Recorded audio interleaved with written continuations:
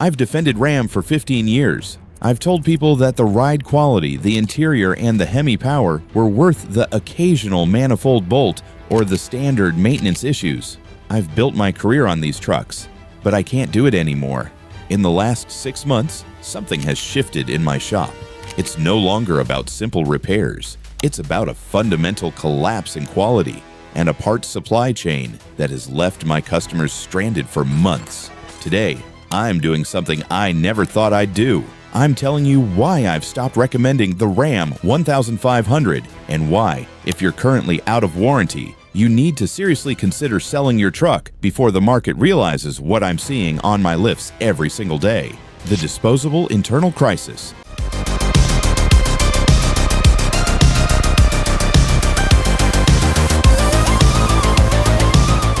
Versus a 2024 part. Let's talk about the engine. The 5.7-liter Hemi was supposed to be a legacy engine, but the lifter and cam failures aren't getting better, they're getting worse. In the earlier 4th gens, you might hit 150,000 miles before the tick became a death rattle. Now I'm seeing trucks with 45,000 miles, trucks that have had 5,000-mile oil changes coming in with flat-spotted rollers. Why?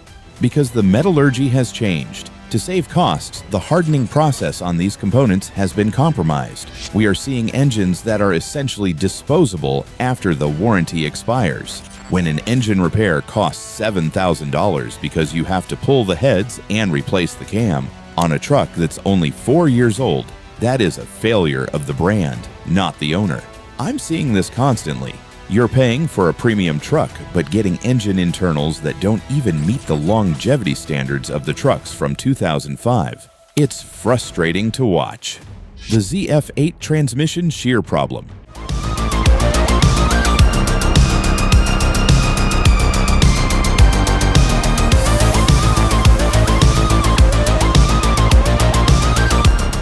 Then there's the transmission. The ZF8 has been the gold standard for a decade, but the high-output versions in the newer trucks are experiencing clutch pack shearing under normal towing conditions. Stellantis has changed the programming to favor fuel economy so heavily that the transmission is constantly hunting for gears and creating excessive heat. I've analyzed the data logs from trucks that come in with shuttering issues. They are running 30 degrees hotter than the same transmissions in older models. That heat is breaking down the fluid faster than the maintenance schedule recommends. I used to say these were 250,000-mile transmissions. Now, if you hit 120,000 without a torque converter shutter or a full planetary failure, you're one of the lucky ones. And here's the kicker. The lead time for a remanufactured 8 HP 75 is currently 12 weeks. Can you go 3 months without your truck? Most of my customers can't. The hidden cancer, frame and body rot.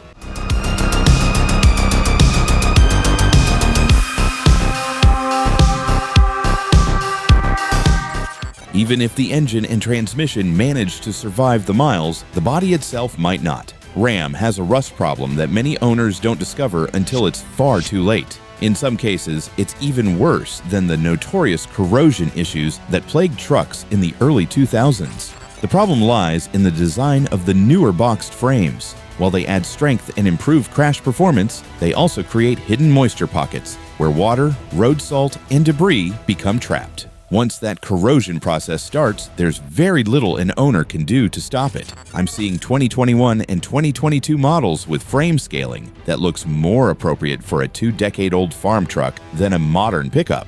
According to many technicians and owners, Stellantis appears to have reduced undercoating thickness in certain areas to cut costs and save weight. The result is a truck that may look perfect on the showroom floor, but begins deteriorating from underneath far sooner than expected. For drivers living in the Rust Belt or regions with harsh winters, this issue can become a financial nightmare. Your $70,000 investment could literally be dissolving from the inside out. By the time rust bubbles appear around the fender flares, wheel wells, or cab corners, the damage underneath is often far more severe than it looks. Corrosion may already be eating away at structural supports, body mounts, brake line brackets, and critical frame sections. And that's what makes this problem so dangerous. Rust isn't just cosmetic.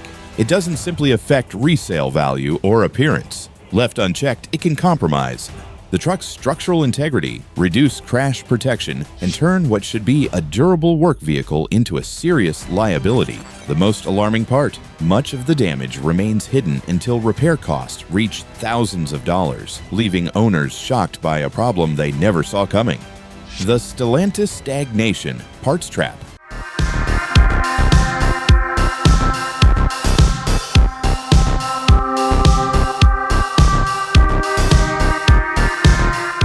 This is where the story gets even more concerning. While most buyers focus on horsepower, towing capacity, and fancy technology, very few think about what happens when something breaks. That's where Stellantis' growing parts availability problem comes into the spotlight. The company has been under significant financial pressure, and many technicians and owners claim that aggressive cost-cutting measures are creating serious bottlenecks throughout the parts supply chain. And when I say older models, I'm not talking about decade-old trucks. I'm talking about vehicles that are barely a few years old. I've seen customers wait 4 months for a simple EGR valve. Another customer spent 6 months waiting for an air suspension compressor. These aren't rare specialty components. They're basic parts that can determine whether a truck is drivable or completely stranded. Think about that for a moment. Your truck could be mechanically sound except for one failed component, yet it sits unusable in your driveway for months because the replacement part is unavailable.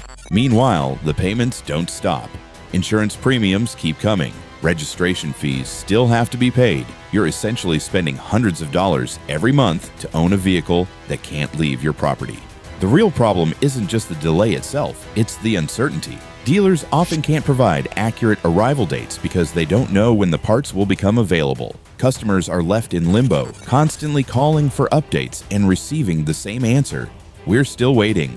For people who depend on their trucks for work, towing, or daily transportation, that kind of downtime can have serious financial consequences. This is why many owners are becoming increasingly frustrated. A truck's value isn't determined only by how well it's built. It's determined by how easily it can be repaired and maintained when problems arise. When critical replacement parts become nearly impossible to obtain, reliability becomes irrelevant. Even the best truck in the world is useless if it can't be fixed. That's the uncomfortable reality many buyers don't hear about. The sale is easy, the advertisements are everywhere. But once the warranty claim is filed and the truck is sitting at the dealership waiting for a back-ordered component, owners often discover a support system that feels overwhelmed and underprepared. At that point, the manufacturer isn't sharing the burden, the customer is. And in many cases, they're the one paying the price for a system that simply isn't working. The resale value collapse.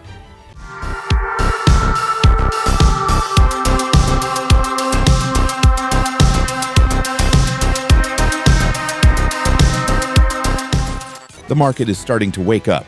Look at the data. Ram resale values are dropping faster than Ford or GM right now. A 2-year-old Ram 1500 is worth roughly 40% less than its original MSRP in some regions. Why? Because the used car buyers are scared. They've heard about the e-torque issues, the lifter failures, and the screen blackouts. When the secondary market dries up, your equity vanishes. If you're sitting on a 2019 to 2022 Ram right now and you have equity in it, this might be your last window to get out before these trucks become untouchable at the auctions. Visual. Mechanic. Looking at an older, reliable truck model. Direct eye contact. So what do? If you love Ram, go backward. Buy a clean 2012 to 2014 4th Gen without the complexity. Or, if you need a modern truck, look at the brands that are actually standing by their parts supply. My job as a mechanic is to keep you out of my shop for major repairs. I want to see you for oil changes and brakes, not engine swaps. Right now, the 5th Gen Ram is making me too much money, and that's a bad sign for you. Sell it while it's still running, or make sure you have $10,000 in a rainy day fund specifically for this truck.